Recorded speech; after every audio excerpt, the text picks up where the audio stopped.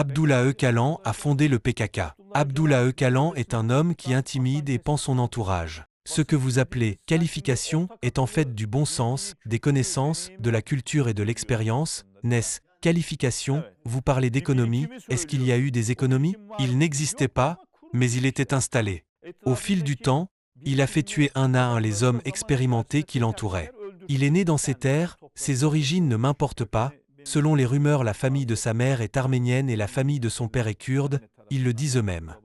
En tout cas, je pense qu'il est erroné de distinguer les gens en kurdes, arméniens, etc., surtout lorsque ces gens doivent vivre ensemble. L'organisation est établie à Ankara comme une association, comme une organisation. Lorsque le mot « organisation » est mentionné, les gens lui attribuent immédiatement une connotation négative. Non, ce n'est pas comme ça. Pour être qualifié de « mauvaise », une organisation doit être terroriste et le mot « terrorisme » doit précéder le mot. Il s'engage ensuite dans diverses actions, ciblant généralement ceux qui partagent leur propre point de vue. Peut-être que le féodalisme entre également en jeu ici. Je suis supérieur, je le sais, je suis le meilleur. S'il y a 8 milliards de personnes dans le monde, elles ont toutes les mêmes droits et les mêmes lois. Tous les discours que je viens de mentionner sont le système de la seigneurie. Un homme qui déteste être un seigneur agit plus comme un arbre que comme un seigneur. Cette situation est le comble de l'hypocrisie. Personne ne peut accepter l'existence d'un autre, mais nous devons l'accepter. La limite de la liberté de chaque individu est l'existence d'un autre. Il y a ensuite le village de la province de Diyarbakır, district de Lis, anciennement connu sous le nom de Fi et actuellement connu sous le nom de Ziyare. Il se trouve sur l'autoroute Diyarbakır-Lis et se trouve en direction de l'Est. Ils tiennent leur premier congrès régulier dans ce district, et lors de ce congrès, ils établissent une projection prospective de ce qu'ils feront et commencent à fonctionner au fil du temps conformément à cette projection. Ils commencent à massacrer le peuple kurde, et je souligne que, en général, ce sont les gens qu'ils appellent Kurdes dans la région du sud-est de l'Anatolie. Ils ciblent certaines organisations terroristes ou des organisations d'intérêt comme eux et les combattent. Il y a des moments où les combats entre eux exercent une pression sur cette organisation parce qu'ils contredisent leur rhétorique. Alors qu'ils tentent de sauver le peuple kurde et de lui donner l'indépendance, ils tuent ces gens.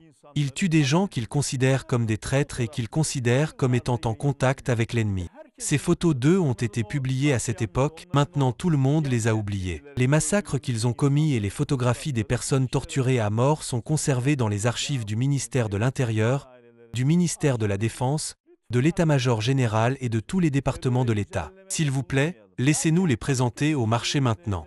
Ne glorifions pas le terrorisme. Passons maintenant à une confession faite par un responsable américain l'année dernière. Eh bien, a-t-il dit, après la création de l'organisation en 1979, ce que tout le monde accepte comme la création du premier congrès ordinaire de l'organisation, en fait il a été créé avant, nous avons pris contact. Oui, comme on dit, les États-Unis d'Amérique ont créé cette organisation. Non, les États-Unis ne l'ont pas établie. Lequel les États-Unis devraient-ils rattraper? Lequel devriez-vous choisir? Pourquoi s'embêter? Lorsqu'une organisation est prête, allez la voir et dites « Ami, je te fournirai ces choses, mais tu me les donneras aussi, discutons et parvenons à un accord. » C'est plus logique, plus rationnel, plus applicable. Les États-Unis l'ont fait. Les pays membres de l'OTAN l'ont également fait, en premier lieu les États-Unis, puis le Royaume-Uni, et enfin la Grèce qui leur a fourni un hébergement et une formation au camp de Lavrion. Les services de renseignement grecs ont fourni à l'organisation terroriste diverses informations sur la Turquie.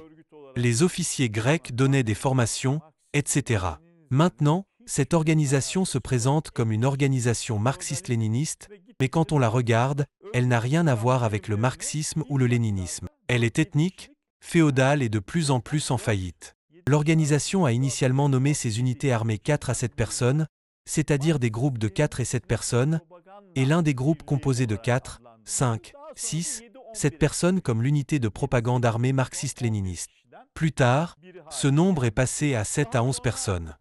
C'est devenu un groupe de 7, 8, 9, 10, 11 personnes. Ensuite, ils ont commencé à faire équipe. Ils sont ensuite passés au système étatique, c'est-à-dire au système de bataillon, et c'est là que leurs vrais problèmes ont commencé. Parce qu'au début, leurs propres tactiques et techniques sont le résultat et la nécessité de cette stratégie. Bien qu'il soit adapté aux opérations de type hit and run, c'est-à-dire aux opérations terroristes, de guérilla ou de commando, le terrain s'y prête également. Regardez, le terrain est la règle, la seule chose que vous ne pouvez pas changer est le terrain, vous vous adapterez au terrain. Quand vous partez sur le terrain avec de grandes unités de milliers de personnes, tout devient compliqué. Vos capacités de commandement et de coordination diminueront considérablement, mais en diminuant vos effectifs, vous aurez plus de succès, subirez moins de pertes et aurez plus de pouvoir destructeur. Lorsque vous sortirez en tant que grande unité, vous serez vu. Ils sont également passés aux troupes régulières. Dans la guerre irrégulière, l'objectif est de parvenir à une unité régulière après la mise en œuvre des opérations de guérilla. C'est le but. Quand atteindrez-vous cet objectif? Maintenant que l'unité régulière s'est formée et a acquis la capacité de combattre, il n'y a plus besoin d'une unité de guérilla, et l'unité de guérilla existante a atteint le niveau d'une unité régulière. Il trouve sa place au sein de cette unité. Parce qu'ils se considéraient comme un État, ils se sont toujours qualifiés de guérilleros. Peu importe où vous le regardez, peu importe de quel pays du monde vous le regardez, peu importe à quel point vous tordez la littérature, elle ne change jamais.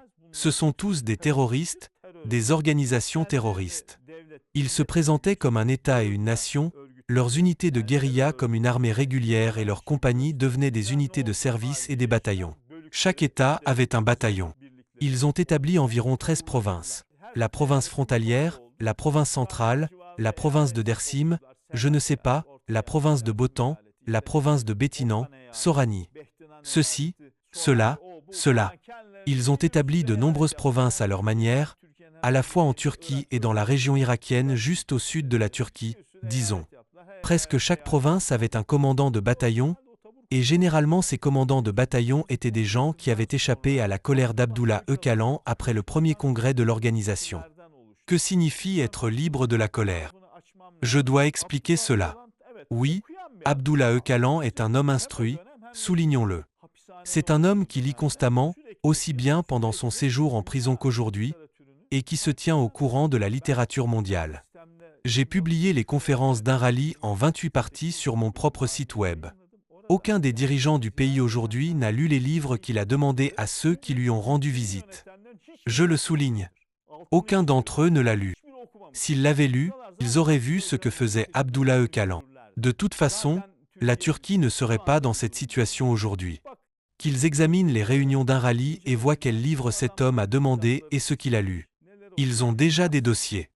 Chaque rencontre s'est déroulée en présence d'un responsable des services secrets du pays. Chaque lettre, livre, cadeau, nourriture, boisson, vêtements et autres choses semblables qui lui parvenaient lui étaient remis soit immédiatement, soit, après avoir été examinés, le lendemain ou quelques jours plus tard, sous leur surveillance. Bien sûr, en turc. L'organisation parle turc. L'organisation utilise très rarement le kurde. C'est-à-dire si deux personnes en dialogue se comprennent. L'organisation effectue généralement sa correspondance et ses discours en turc. Leurs congrès et les décisions de leurs congrès ordinaires et extraordinaires sont également en turc.